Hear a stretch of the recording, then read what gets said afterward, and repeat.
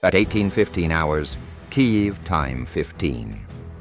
UJ-26 drones lifted into the air one after another, the whine of their engines blending into a metallic choir.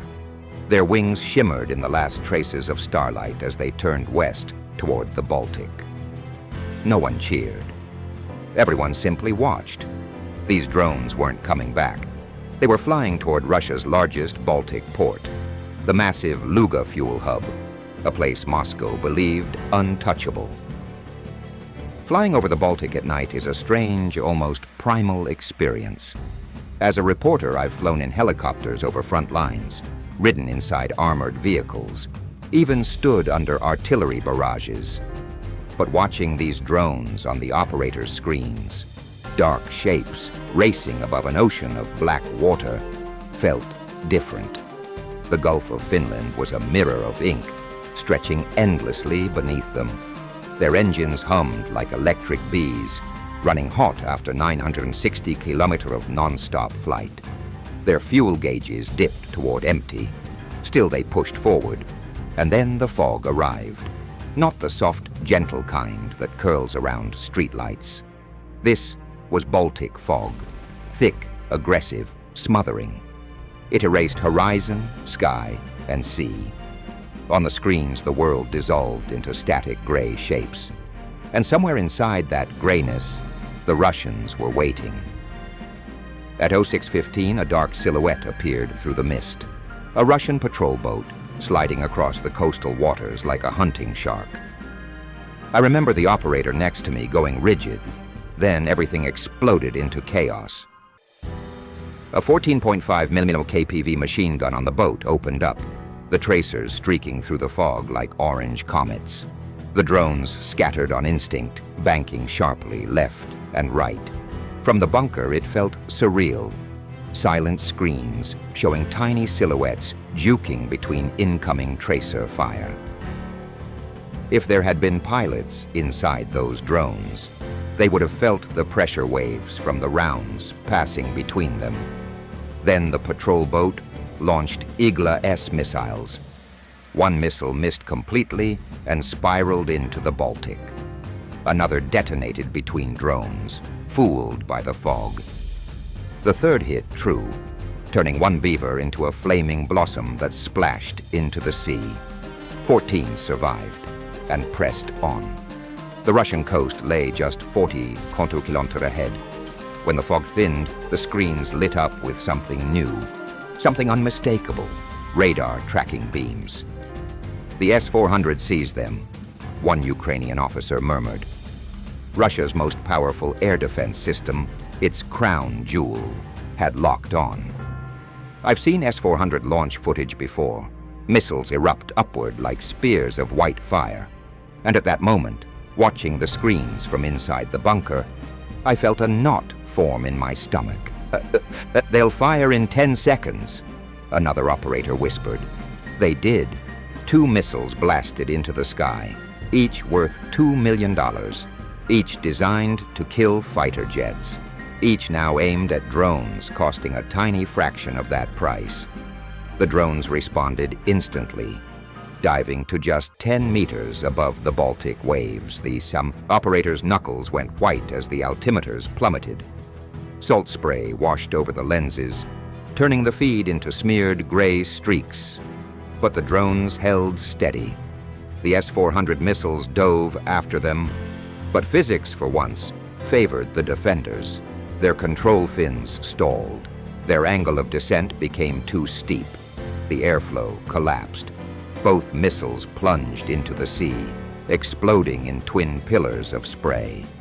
Inside the bunker, a quiet exhale went through the room. But it didn't last. The Russians switched tactics. 2 missiles launched, smaller, deadlier, with gas dynamic thrusters allowing brutal mid-air pivots. These missiles could hit drones at wave height. 3 seconds to impact. 2 seconds, a flash. A swarm of tungsten fragments. And one beaver turned into a cloud of carbon fiber dust. A second missile found another target. For a moment, the sky filled with debris. And in that moment, the survivors vanished into the clutter.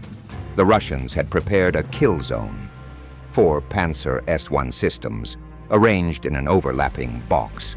No matter how the drones moved, they'd fly into someone's firing arc. The first Panzer fired a missile at the formation leader. The drones countered with a maneuver I'd only ever seen in simulations. The wagon wheel, a spiraling pattern where each drone rotates around an invisible point while still advancing forward. On the screens, it looked like a swirling tornado of wings. The missile lost its intercept solution and shot straight past them. Frustrated, the Russian gunner switched to cannons, twin 30mm barrels, 5,000 rounds per minute, a storm of fire. He didn't bother aiming precisely. He filled an entire cube of sky with lead. 4 drones entered, 2 drones exited, 9 left, and they were still 10 kilometers from the coast.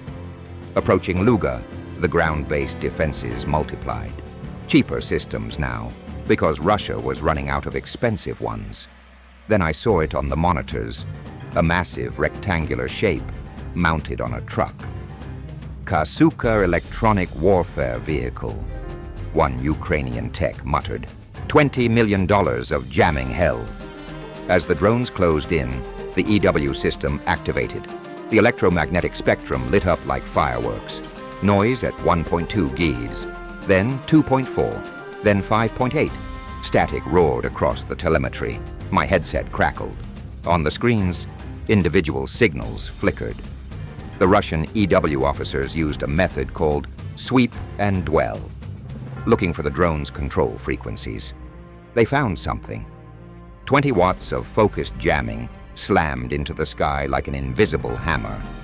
But the drones weren't listening. They switched to autonomous mode, following terrain contour maps and radar altimeter profiles. I watched in horror as 3 drones flew straight into a construction crane hidden inside the fog. One by one, they disappeared from the screens. 6 survivors continued, but their battery levels glowed blood red. 18% remaining. Not enough for mistakes, barely enough to reach the target. The Russians, realizing missiles were too expensive, switched to Zu-23 cannons, old Soviet guns manned by soldiers with binoculars. The drones jinked and rolled.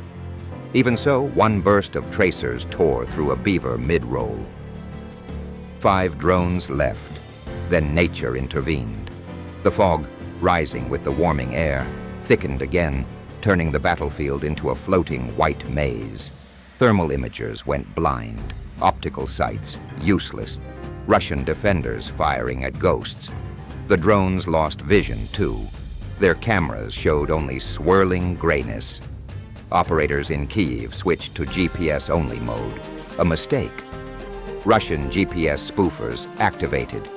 2 drones abruptly banked off course, straight into the Baltic. On the bunker screens, their icons winked out. 3 left. The last 3 Beavers skimmed over the water, then rose into Luga's industrial labyrinth.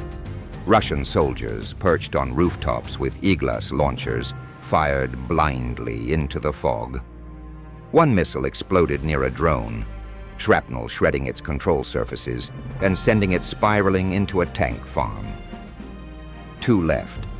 An Mi-8 helicopter thundered overhead, rotor wash blasting waves into whitecaps.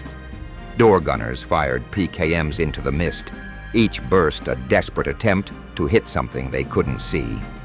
The downwash cleared pockets of fog, and through one pocket, the surviving drones saw it. Emergency sirens screamed across the port.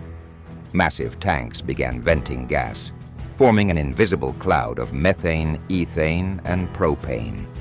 A fuel air bomb waiting for ignition. The Russians, trying to prevent disaster, had unknowingly created the perfect kill zone. Water cannons roared. One drone flew straight into a jet of high-pressure water. Its propeller sheared off instantly. One drone left. Its camera crackled, glitching, but through the broken feed, the operator could make out shapes. A fuel-air explosion blossomed upward like a miniature sun. Windows shattered across the port. Tanks ruptured in a chain reaction.